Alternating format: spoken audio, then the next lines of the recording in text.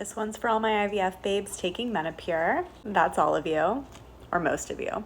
I'm currently on my third egg retrieval, but for my first egg retrieval cycle, Menopur felt like the most daunting because you have to mix everything together. I thought we'd do it together tonight and I could walk you through it in case you haven't done it before. I do 150 units of Menopur, which means I have 2 of the little tablets and you always just use 1 of the liquids. So let's get started.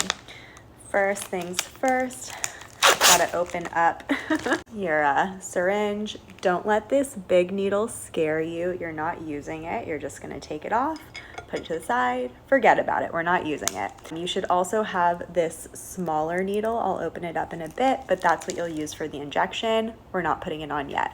You should also have this Q cap, which is what you'll be using for mixing all of your medication together. We'll start by taking the little lids off of all 3 of your vials, and then you want to get your alcohol wipe and you're going to wipe the top of all 3 so everything is sanitary and nice. Next, you're going to do your Q cap. So you take off the little top part, and so the Q cap is going to go onto the liquid. So put it on a straight surface and you'll just pop it on and the plastic should come off. So now you've got your little cap on top. Depending on what your doctor says, you'll pull out your plunger on your syringe to your designated spot. For me, it's 1 unit. So I've got my 1 unit pulled out right there.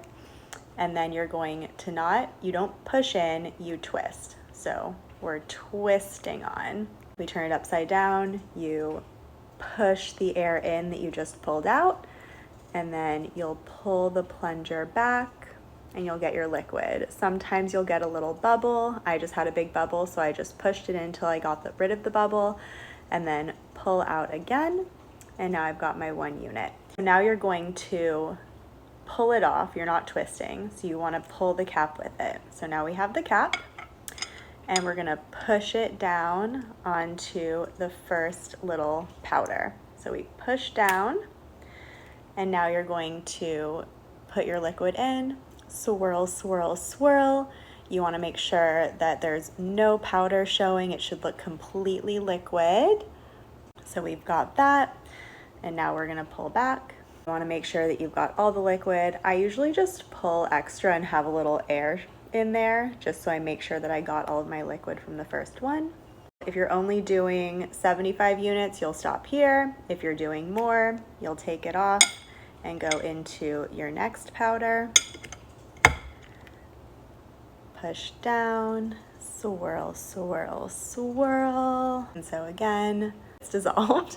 We'll pull back again.